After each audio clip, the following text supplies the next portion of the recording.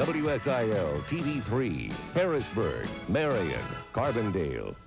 And now, News 3 with Terry Caldwell, Reed Howell with weather, and Lon Tay on sports. Good evening. There was a gruesome triple murder in Cape Girardeau this morning. A father is accused of shooting his 10-month-old son, the child's mother, and the grandmother. The murders occurred at about 11 o'clock this morning at a house in Cape Girardeau, which was the home of the grandmother. Police say the daughter and her children had moved in there to try to get away from her boyfriend. That's where the murders occurred. They had been living together and had one child together, and apparently 2 weeks ago they split up, so there was some threats and harassment. This morning, those threats became real when the man showed up at the house. Police say there were 2 other children there, and they heard the first shot. The 2 children, ages 7 and 4, ran upstairs and hid. They heard 2 more shots downstairs and then heard the suspect leave the residence. Police found the 3 bodies when they arrived. The victims are 49-year-old Evelyn Sparks, 22-year-old Bridgette Harris, and 10-month-old Dante Harris. The man accused of the murders was arrested this afternoon at Trail of Tears Park outside Cape Girardeau. He is 35-year-old Andrew Lee Lyons, and he now faces 3 counts of murder. 2 children may have been the intended victims of abductors in West Frankfort yesterday. Police say 2 teenagers attempted to lure a 7-year-old boy into a car. Later, a man in his 40s offered candy to 2 young girls, trying to coax them into his orange pickup truck. Police are asking the public to be on the lookout for the man. There was a serious traffic accident near Carterville early this evening. A tractor-trailer truck rammed into the rear of this small car on Route 13 at the Carterville Crossroads. The driver of the car was taken to the hospital with serious injuries. Witnesses say he's a man in his 20s from Carbondale. The driver of the truck says the car stopped suddenly when a traffic light changed to yellow, and the truck was unable to stop in time. Tomorrow morning will start another school week for children throughout the area, except in Harrisburg. The teacher strike there will enter its 6th week, and no new talks are scheduled. As Dan Odle reports, tension in the community is running high, and there are efforts to keep it from exploding. Fear, frustration, anxiety. These are all feelings being dealt with in Harrisburg as the teacher strike drags on.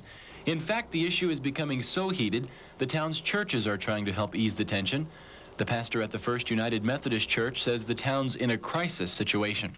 And I think people are beginning to feel that crisis, and I think they feel as though there's not really much they can do. The steps of the Harrisburg Board of Education office. They've become a second home to striking teachers and concerned students. But what began as a struggle here between the teachers and the board has had a rippling effect throughout the entire community. People become enemies that were friends. We have people that have great feelings of anger and disgust toward people that they used to have a fondness for. You know, those are real critical issues, and even after the issue is settled, the problem is all of those things are still going to have to be settled. I'm scared to death that there's going to be some irrational behavior from either or both sides in this issue. Chuck Hankins is Saline County's Economic Development Director. He says the strike is even hurting the city's business potential. When you go out and the only thing that's on the news is the teacher strike in Harrisburg, it's awfully difficult to get anybody enthusiastic about taking a look at Harrisburg. Hankins says he's even gotten calls from parents afraid to speak out against the teachers. A further example, he says, of how the strike seems to be ripping the town apart. And there are no new talks set, so it's assured the strike will move into its 6th week. In Harrisburg, Dan Odle, News 3. We haven't heard much about the Florida relief efforts for a while. That's because the immediate needs are now being met. Now it's time for the heavy work, like rebuilding homes, and a local man is organizing crews to help out. Reverend Ed Hoke of McKenda is a United Methodist minister. He was involved in a similar effort after Hurricane Hugo in South Carolina. He says that by the time he reaches Florida and looks at all the damage and the need, he expects to find a different situation there. What we found down there was a lot of homes with the roofs damaged, you know, tree damage. Trees fall over, hit a house, knock corners off of houses and stuff like that. Anyone wanting to help with the work crews can contact Reverend Hoke at 457-6030.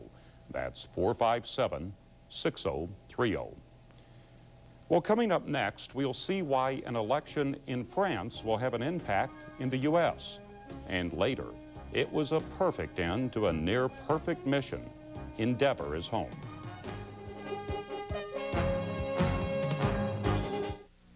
Subway 79-cent sandwiches are good for people who like to save money, and since they're also round, you can eat one-handed. The new 79-cent sandwiches at Subway. For over 30 years, Barnett's Furniture has been making furniture buyers happy with a great selection of honest-to-goodness quality furniture at an affordable price. And now Barnett's offers even more savings, like this Boy Hill dining room with your choice of china cabinet or table and 4 side chairs only $4.99. Beautiful Lane recliners start at $1.99, available in a variety of styles and colors. These recliners offer great comfort at an affordable price. Since 1959, the furniture family you can depend on. Barnett's Furniture, Marion, Glendale, Woodlawn. Hey, next week when the people at work ask you, how was your weekend? Tell them, great, I bought a new Chevy truck. This is the weekend to do it. It's closeout time with some incredible deals. S10 Tahoe with V6, step bumper, stereo cassette, and more for just $90.72. And on Chevy full-size pickup, the best one according to J.D. Power & Associates, you can get 2.9% financing and save almost $3,000. So see your good neighbor Chevy GeoStar today. Man, what a great way to spend the weekend. Raven Tire is putting their best foot forward during the Raven Touchdown Tire Sale, starring the long-running Goodyear Invicta GL All-Season Radial.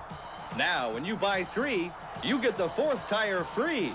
And Raven's passing on more big savings on a great lineup of performance and light truck tires. So rush into Raven and score big savings during the Raven Touchdown Tire Sale.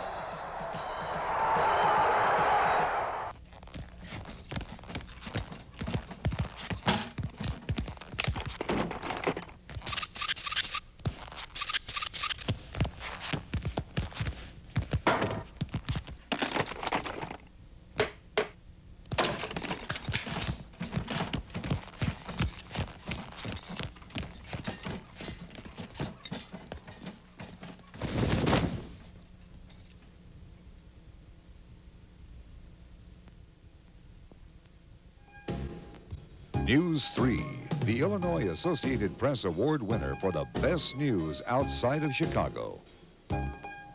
The people of France are saying yes to the concept of European unity. It was an important election in France today, and the yes vote will have worldwide impact. If France had not gone along with the common market plan, the impact on world monetary markets could have been devastating. The yes vote increases the chances that the European countries will be a strong competitor to the United States.